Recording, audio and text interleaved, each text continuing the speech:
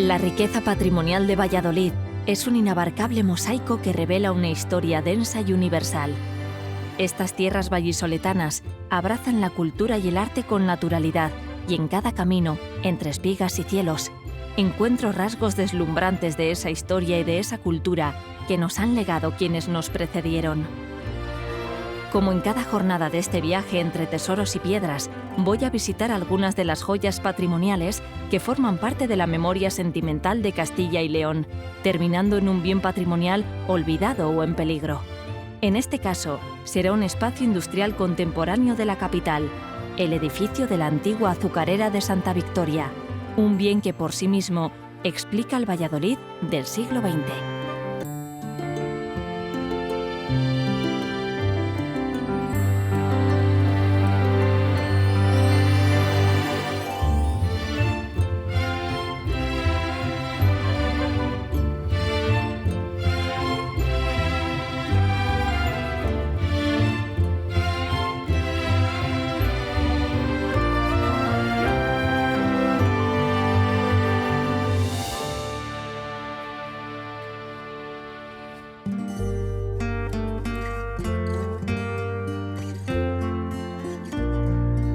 Gravito en el deseo que alimenta las espigas morenas de los viernes, o en el ocre del viento escarmentado que hace heridas sin sangre en la corteza de esta tierra congénita que habito. Aquí la tarde es parda, horizontal, longeva, el paisaje un quimérico trasluz cereal y visionario, y el hombre es por su alquimia nobleza de amapola y atavismo de espino en el carácter. El universo que hace florecer el río Duero a su alrededor, descrito en sus versos de forma tan sensible por el poeta Santiago Redondo, acoge lugares emblemáticos como la localidad de Tordesillas, tierra de campos, de reyes y de fe, escenario de una época grandiosa de la historia de España. Dibujando estas piedras, trato de imaginar a la reina Isabel la Católica, acordando aquí con Juan II de Portugal nada menos que el reparto del Océano Atlántico y las tierras del Nuevo Mundo. Era el 17 de junio de 1494, y ese acuerdo se conoce como el Tratado de Tordesillas. Cada rincón y cada paso evocan tiempos de gloria, una época en la que el mundo lo construían personas audaces y soñadoras. La figura de Isabel de Castilla lo representa a la perfección. Ana García Sanz va a mostrarme el Real Monasterio de Santa Clara, antiguo Palacio de Reyes y un tributo al arte y a la convivencia de estilos arquitectónicos.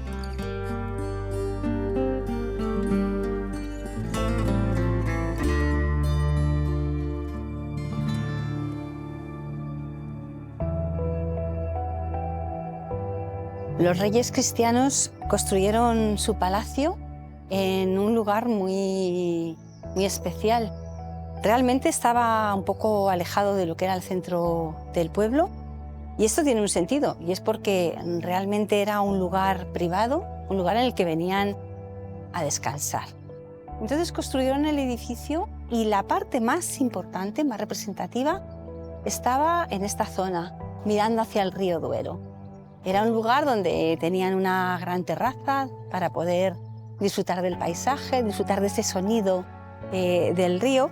Y cuando el edificio se transforma en monasterio, toda la zona de la iglesia también mira hacia el río. Es curioso cómo el paisaje, toda esta vega, sigue ahí inamovible mientras el edificio va cambiando de función.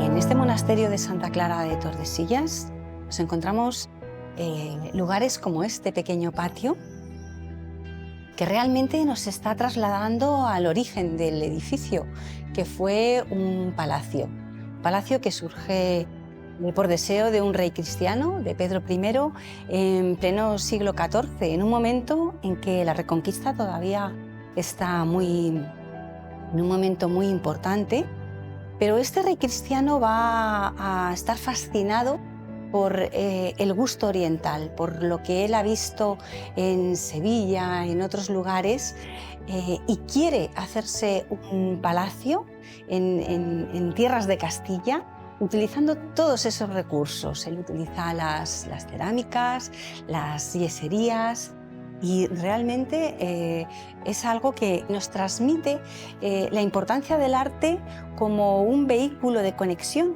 Estamos hablando de dos facciones enfrentadas, pero eso no impide que un rey cristiano se construya un palacio al más puro estilo musulmán.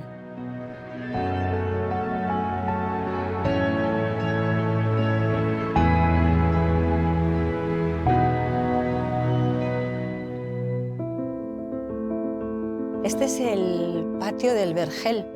Este espacio era el centro del palacio de Pedro I.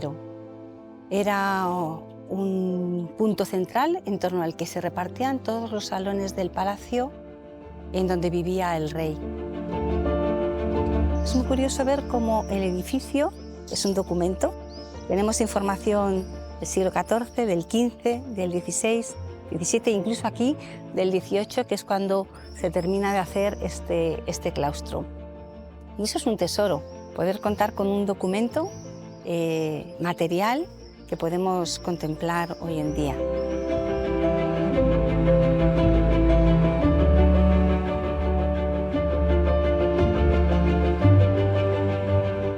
Este es el coro largo del monasterio. Y aquí podemos ver un objeto que es muy interesante, que se trata de una pieza arquitectónica del antiguo palacio, una viga, muy típica del arte musulmán, pero que fue conservada, y lo que se hace para que encaje mejor en esta capilla es colocar una serie de escenas, es pintura ya gótica, de la Pasión de Cristo y también todos esos ángeles que ves arriba, y de esta forma una pieza que venía de un palacio, de una decoración civil, se convierte en una pieza muy interesante de una decoración religiosa. Y se conserva, que es lo interesante.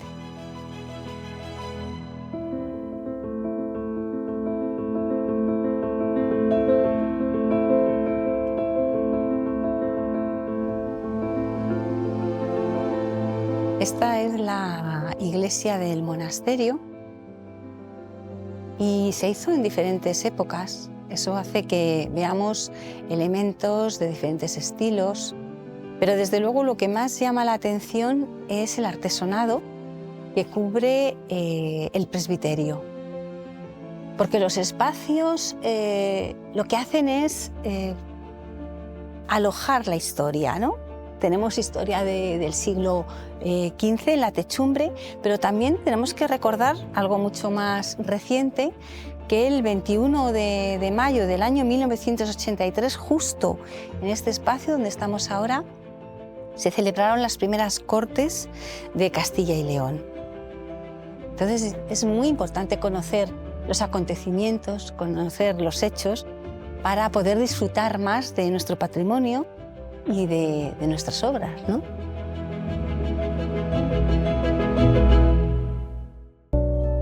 Para conocer los lugares, es importante conocer los caminos, y en Valladolid todos los caminos desembocan en un lugar interesante que nos habla de un aspecto de nuestra historia común. El que recorro ahora me lleva a un enclave del patrimonio arqueológico donde se asentaron nuestros antepasados prerromanos, la necrópolis Bacea de las Ruedas. Me espera Carlos Sanz Mínguez para hablarme del cementerio de una de las primeras ciudades de la historia de España, Pintia.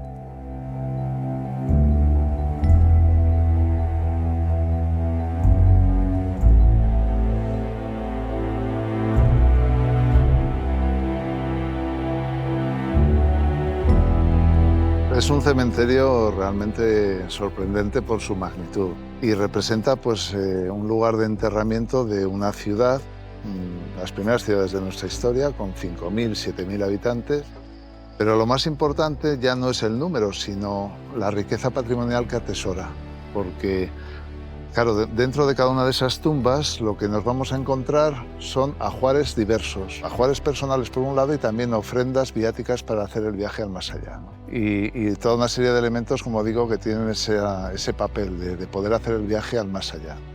De toda la región Bacea, que son 45.000 kilómetros cuadrados de extensión, pues es el único que conocemos y que se ha estudiado y en consecuencia pues es un bien a preservar sin ninguna duda porque es un bien realmente escaso y muy sensible, también único. De un lado estamos viendo pues, la rehabilitación de un paisaje funerario, de lo que fue el cementerio de las Ruedas, bueno, con la reinterpretación ciertamente actual, pero del otro lado lo que vemos pues, es el uso agrícola, ¿no? que se extiende pues, por prácticamente todo el campo de la zona arqueológica Pintia. Bueno, pues este cementerio alcanza pues, 300 metros en aquella dirección, es decir, estamos viendo aproximadamente un tercio de lo que tuvo de extensión original y nos da muy claramente pues, esos dos usos, que sencillamente, bueno, pues aquí digamos que está visualizada la parte patrimonial y en esta otra parte pues tenemos el uso tradicional agrícola que creo que sería bueno cambiar, ¿no? Porque cuando no sabíamos que era un cementerio, pues probablemente tenía su pase, que se utilizara como zona de cultivos, ¿no? Pero hoy que sabemos que es un lugar de memoria, pues no tiene ningún sentido. Y eso es lo que explica también que esta necrópolis siga en la lista roja de Hispania Nostra, porque pese a que bueno, hay una parte que está muy protegida y rehabilitada, hay otra parte que se somete al laboreo y que no tiene, insisto, ningún sentido, ¿no? Desde un punto de vista patrimonial y de protección del patrimonio, ¿no? Pues yo creo que también es muy importante la sensibilización, o sea, esto crea una imagen distinta de lo que aquí hay. Hace 20 años estaríamos viendo exactamente tierras de cultivo a un lado y a otro. Hoy, afortunadamente, vemos otra cosa de este lado, ¿no? Y creo que eso también está creando pues, una percepción distinta, está haciendo visible ese patrimonio arqueológico que, como también es un patrimonio oculto, parece que no existe, ¿no? El patrimonio que está en pie es mucho más fácil de digerir, de entender, pero este patrimonio arqueológico, pues precisamente porque está oculto, hay que hacerlo aflorar y hacerlo comprender, ¿no? Y en ese sentido, bueno, pues este paisaje que hemos recreado yo creo que está conectando mucho con la gente de la comarca, del pueblo, hasta el punto de que algunos han pretendido, pues sencillamente que este cementerio también acoja la memoria de sus propios familiares, ¿no? Tenemos una zona concreta del cementerio donde hay cenotafios, tumbas sin muerto, pero que recuerdan a esos parientes suyos. Pero bueno, y al fondo las pinzas presidiendo siempre el lugar, porque no hay que olvidar que aquellos crestones calcáreos, una peña sacra, es el lugar de donde toma nombre la ciudad de Pintia, cuando se funda en torno al 500 a.C.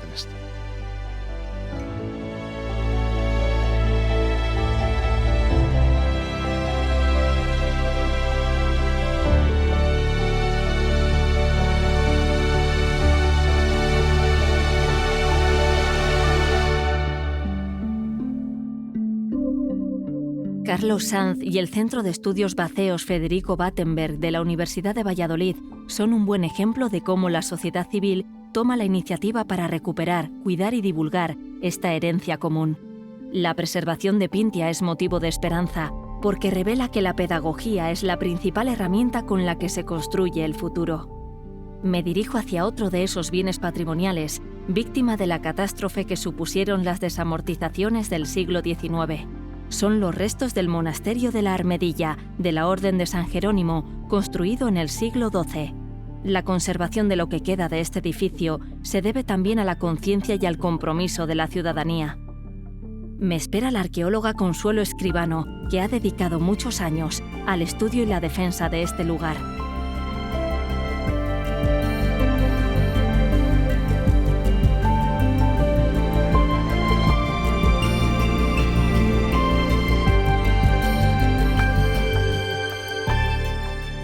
Lo que estás viendo, que es la ruina que procede de la desamortización de Mendizábal, lo que está trasluciendo es la existencia de un monasterio durante más de 6 siglos, de un centro de culto y después un monasterio, que una vez que fue abandonado empezó a colapsar y a utilizarse la piedra para vender. Y Hasta el año finales del siglo XX, inicios del XXI, nos empiezan las labores de recuperación. Entonces, por ejemplo, lo que estamos viendo enfrente se ha hecho recientemente, la recuperación de todo ese hueco de la pared.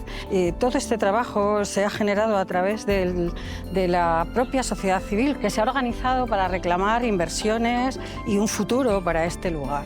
Entonces, eso ha valido de que saliéramos de la lista roja para pasar a la lista verde de Hispania Nostra. Es un reconocimiento al buen trabajo, a las buenas prácticas sobre el patrimonio desde la sociedad civil. Un grupo de personas conforman una asociación y empiezan a trabajar sobre el patrimonio de su pueblo, del medio rural, y de ahí su extremada importancia, porque los agentes sociales son los que están dinamizando este lugar. Eso sí, con el apoyo de las administraciones públicas, de los pequeños mecenas del territorio y de una cantidad enorme de vecinos y de socios que trabajan para el futuro. El significado de este lugar aquí tiene que ver con el asentamiento de la gente tras lo que se llamaba la Reconquista, ¿no? La forma de repoblar estas tierras desde el Reino de León era a través de las comunidades de Villa y Tierra. Estamos en ese momento cuando se dice que apareció una imagen de la Virgen escondida de moros y que era una imagen muy milagrera. Ese es el inicio cristiano de la ocupación de este lugar, en una cueva que luego es reformada con una ermita que se le adosa, convirtiéndose en una ermita semirrupestre. Y eso permanece así desde el siglo XII hasta el siglo XV. A partir del siglo XV se instala la comunidad monástica jerónima, de la Orden Jerónima, una orden hispana que permanece en este monasterio hasta la desamortización. Y todo lo que podemos ver aquí es fruto de esos momentos constructivos. Estamos ahora mismo en el interior de la cripta del siglo XVI, que imita la cripta original del siglo XII. Y esta es la fuente en la que emanaba el agua milagrosa que la gente venía en pequeña procesión a tomar para que se obrara el milagro y se curaran sus dolencias.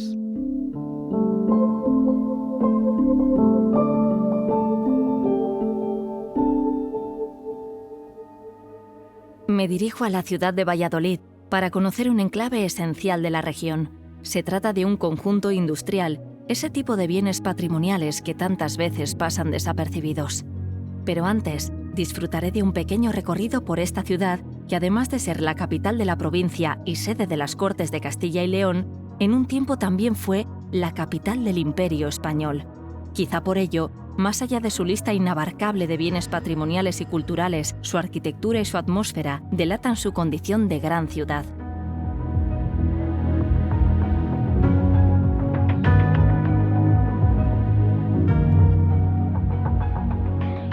Y como en toda gran urbe, la eclosión de la industria fabril en el siglo XIX generó la construcción de grandes edificios de producción. Uno de ellos es el que vengo a visitar, una fábrica que conoció su esplendor al calor del siglo XX y que hoy envejece descuidada desde que cesó su actividad en 1995, la azucarera de Santa Victoria. Y lo hago de la mano de un gran especialista, el arquitecto José Santos Torres.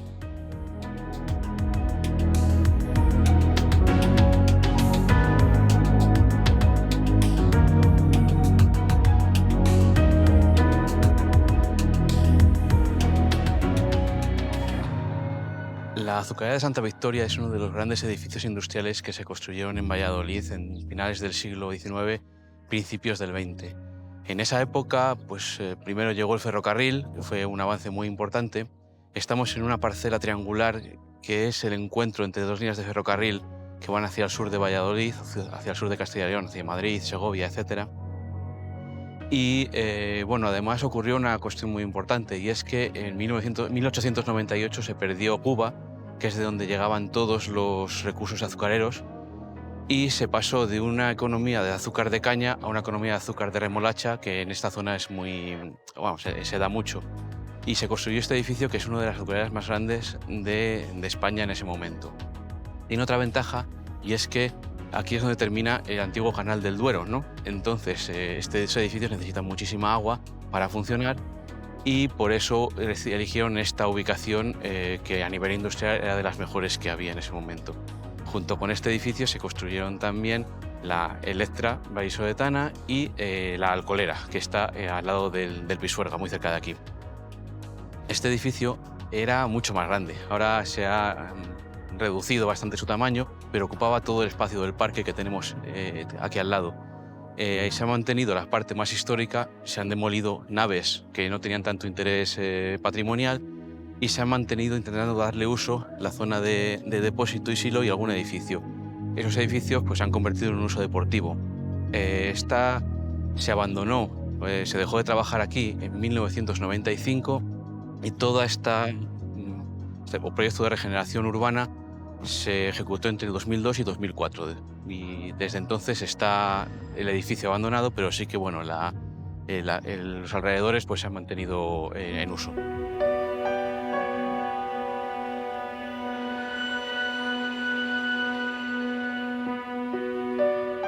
El edificio de la azucarera de Santa Victoria es fruto de su época. Es un edificio con estructura de acero, uno de los grandes edificios de acero que se construyeron en Valladolid a finales del siglo XIX y principios del XX. Es una época en la que este tipo de estructuras se empiezan a edificar más en España, que llega un poco tarde a esta forma de construcción, pero se empiezan a utilizar sobre todo en edificios industriales, como es lógico. Es una forma de construir que permite estas grandes alturas, grandes luces, y que al final a lo que nos lleva es a estos grandes bosques de pilares que además, junto con la invasión de la naturaleza que se produce en este tipo de edificios, pues evocan a otros tiempos. Es lo que venimos llamando la poética de la ruina, que tanto nos gusta. Es un concepto que viene de lejos, pero que se acuñó como tal en el siglo XVII, XVII-XVIII, principalmente con los románticos alemanes, Caspar David Friedrich, por ejemplo, o con las grandes láminas de Piranesi, ¿no? Nos lleva a recordar, a la evocación, a esa memoria que nos permite hacer nuestros ciertos espacios de este tipo, además recordándonos cómo se vivía antes, cómo se trabajaba antes, cómo se construía antes. No son iglesias, pero aún así no son patrimonios como los que estamos acostumbrados a ver, pero son espacios muy interesantes y muy agradables de ver.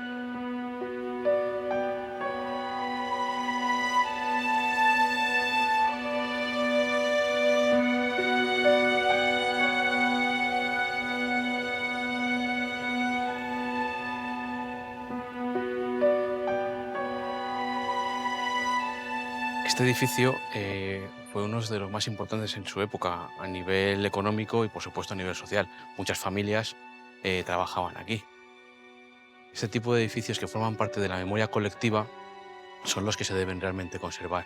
Perder este edificio significaría perder una parte de nosotros, perder una parte de nuestras familias y del progreso de la ciudad, que es muy importante. Valladolid es la que es ahora por lo que fue antes, por todo este desarrollo económico. Por eso es tan importante mantener este tipo de edificios. Como, evidentemente, la única forma de mantener este tipo de edificios tan grande, tan importantes, es usándolos. No podemos pretender que este edificio solo por sí mismo se mantenga, no es una escultura. Al final tiene que tener su uso. Por eso es muy importante desde el principio que tanto las instituciones como la ciudadanía entienda que esto hay que mantenerlo. Afortunadamente, en el caso de la azucarera de Santa Victoria, la administración competente, el Ayuntamiento de Valladolid, sí ha tenido la sensibilidad de ver que es necesario recuperar este espacio y que para ello hace falta darle un uso. Ahora mismo está en desarrollo el proyecto de rehabilitación y de reuso de este espacio. En principio, por fases, se va a iniciar en una de las zonas que tenemos a la espalda un espacio de co-living para gente joven, de forma que además del propio edificio y que la gente lo vaya utilizando, también se podrán en uso todas las áreas circundantes, el Parque de las Norias, que forma parte del conjunto.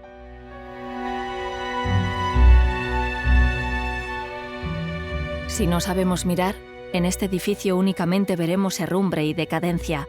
José Santos me ha explicado con nitidez que los lugares tienen alma, raíces, que son parte de nuestra memoria como sociedad, que son una herencia que nos interpela y que nos ayuda a comprender nuestra realidad actual.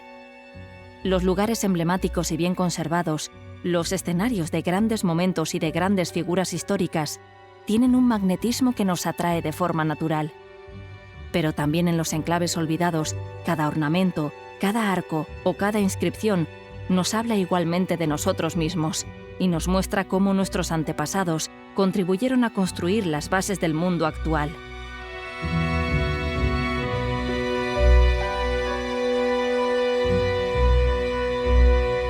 No se ama lo que no se conoce, y son quienes cuidan del patrimonio, sus protectores y divulgadores, quienes nos acercan al conocimiento para que podamos identificar esa herencia como algo propio y así amarla. Ana, Carlos, Consuelo y José me han permitido conocer mejor la memoria sentimental de Valladolid a través de algunos lugares de su rico patrimonio. Ahora yo también, como el poeta Santiago Redondo, gravito en el deseo que alimenta las espigas morenas de los viernes.